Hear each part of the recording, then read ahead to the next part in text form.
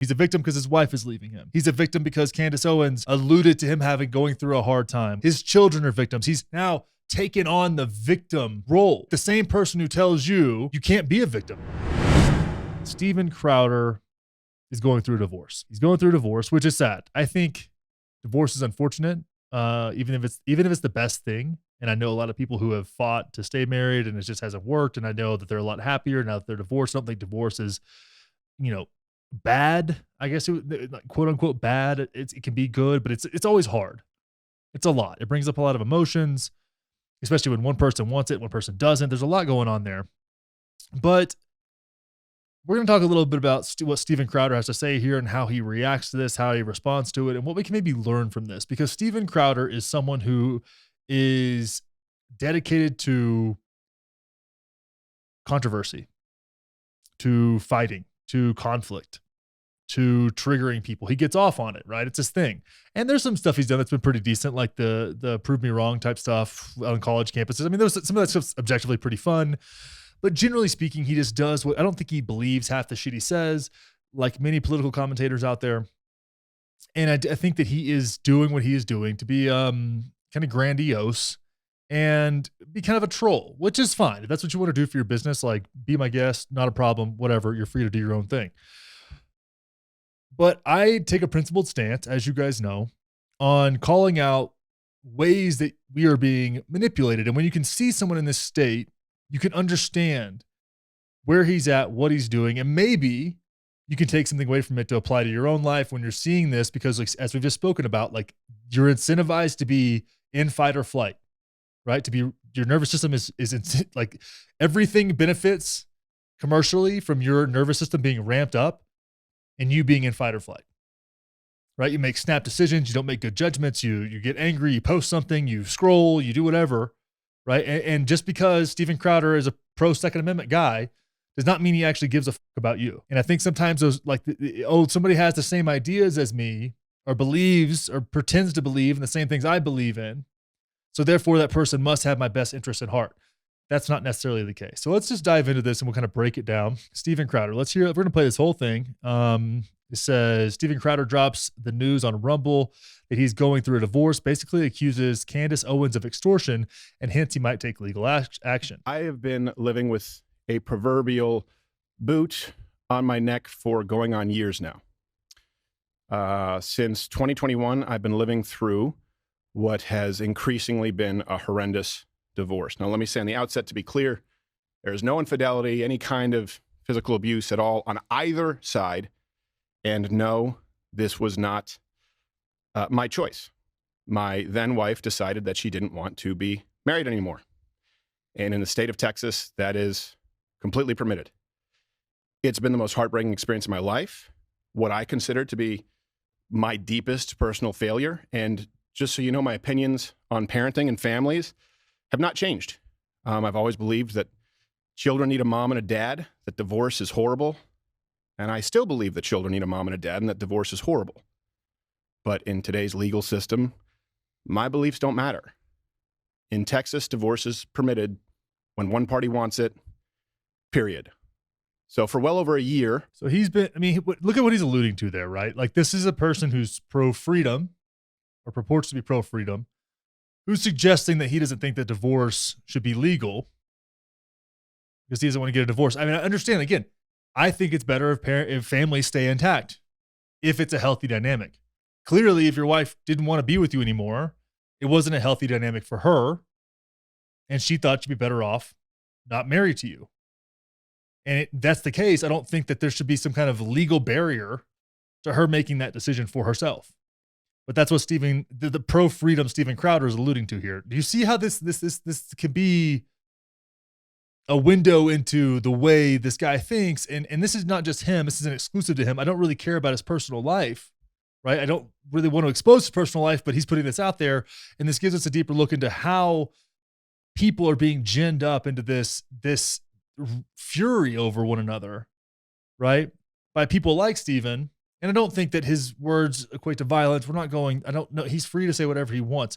And I'm also free to point out the way cognitively this process works that can lead us into being manipulated. We're easier to manipulate than we would like to think. Well over a year, in the best interest, as well as physical safety of my children, we've decided to keep this issue private and to resolve it privately with the appropriate attorneys, what have you, legal jargon. Now, in all this, one thing I want to be really clear about is certain. True north here is that my children are blameless, completely without fault, and so we decided to resolve these issues privately, as it's in their best interests, both emotionally and physically, to do so. Now, the other issue is, and this is something that I've kept private for likely far too long, many other people knew about this behind the scenes. Some, not all, but some of them in positions of power, influence, leverage, knew of this. They also knew that the safety of my children included keeping it private. So if you're familiar... Okay, so that's like the fourth time he's brought up his children here. And yes, it's better for everyone if this is kept private, right? That being said, and you're going to get into this and what Candace said and these different things, like you're seeing Stephen now multiple times in this one segment become a victim, right? Somebody who rails against victim culture. All these things. He's a victim. He's a victim because his wife is leaving him. He's a victim because Candace Owens alluded to him going through a hard time, which we'll get into. His children are victims. He's now taken on the victim role, right? The same person who tells you that, you can't be a victim. Victimhood is very obscure.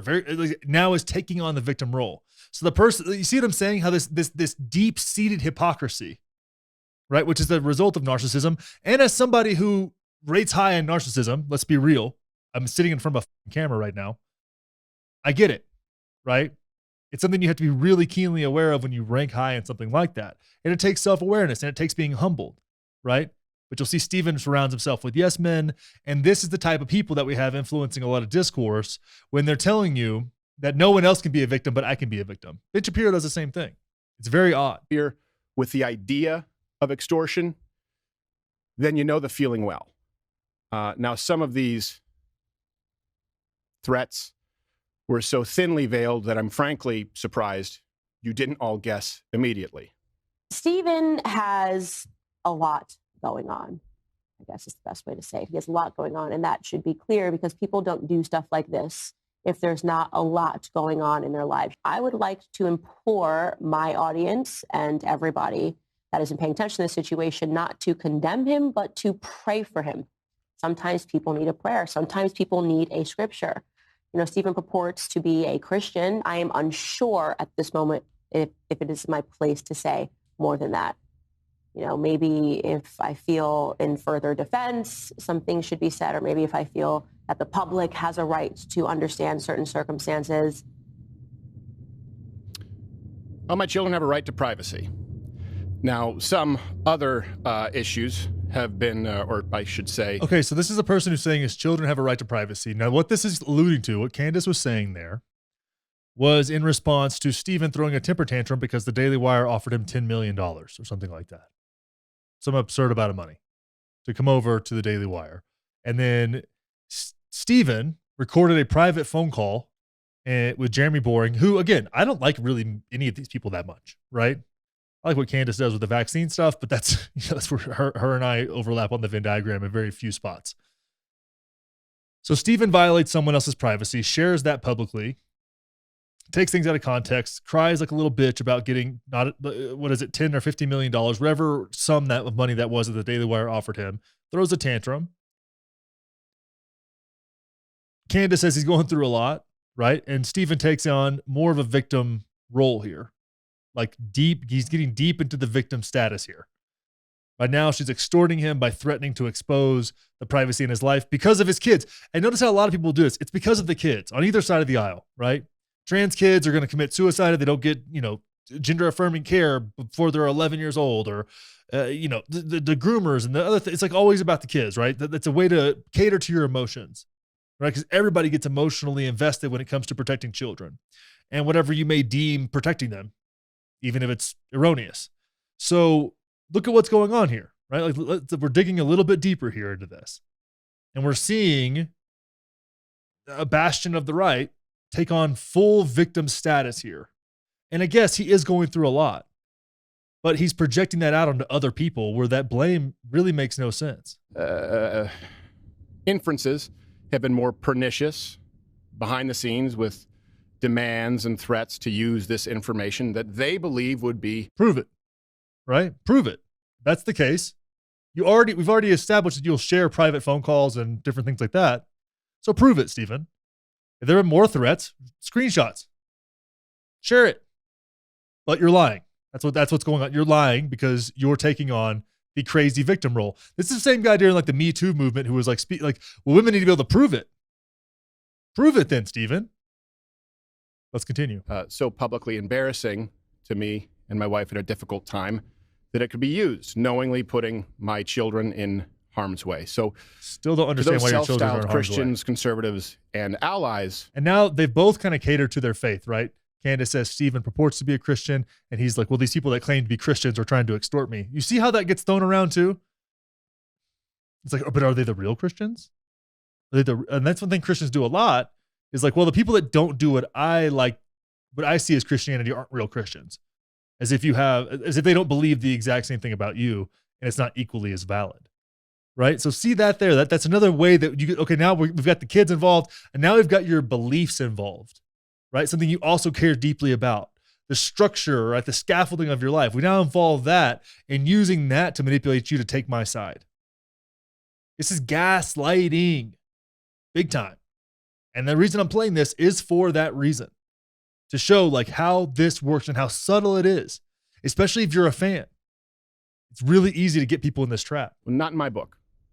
Now, if you find yourself, I don't want to get into details, so this is going to likely be the only time I have to address this or want to address this. If you're asking yourself, hey, did X person or did Y person know? The answer is likely yes, which will be made alarmingly clear as this process of discovery continues. And it also, by the way, makes me that much more appreciative of those who did know about this and in understanding the best interests of my family, my children, kept their word and used discretion. I can't thank you enough. Sincerely, I appreciate it. Won't forget it. It's pretty simple. I loved a woman so much that I married her. A woman who, despite all of this, I still love as the mother of my children. And she wanted something else for her life. That's not my choice. She simply wanted out, and the law says that that's how it works. Now, of course, look, I get it. There are multiple sides to every story, but one thing that is undeniable in this case is that it's no one's fault but my own in that I picked wrong, and that's certainly not the fault of my children. So he's taking responsibility for picking the wrong person. That's what he's taking responsibility for. He picked the wrong person. I can't imagine, right? Say Kelly and I got divorced, and we have a child. I can't imagine saying, oh, I picked the wrong person. That's the problem. I picked the wrong person. I have a child that I love more than anything, person, whatever, that has blown my heart up in a way that I can't even understand, and I still struggle to even like comprehend. For me to even consider the fact that I'm not exactly where I'm supposed to be right now, even if it doesn't work out down the road, it is an insane thing to say. You picked wrong. If you would have picked different, you wouldn't have those kids, man. Like, take responsibility in a way that actually has substance here. Like, I'm sure it wasn't about you picking wrong. Man, this is hard to watch, guys. And I will say that what's in the best interest of my children is not internet drama, speculation, certainly not blatant or veiled shakedowns or dragging their father or mother, and I can't be clear on that enough, or their mother through the mud. And to anyone who tries it, I'm no longer going to pacify, capitulate, or sidestep because I love them a whole lot more than I love you. And I will continue to do whatever is necessary to protect my children.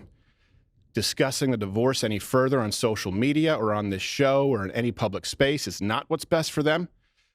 I'll be handling this through the proper legal avenues and channels available as a matter of record in which I have more than full confidence. So I'd ask that you understand the need for. Okay, so that's about that. So this person who gets off on public attention and triggering people and saying absurd things and wild shit, and trying to be funny, kind of a failed comic child actor guy who's found success. And the Mug Club does a lot. He does a lot, makes a lot more money than I do over here, right? But we're still talking about this. You know, he's in this place where the attention that he wants when he wants it, and I'm sure he's given people attention that didn't really want the attention that he put on them, right? With no remorse. Now is like crying for privacy and upset that his public displays or his private life became public when he had zero concerns about that when he was doing the exact same thing to other people.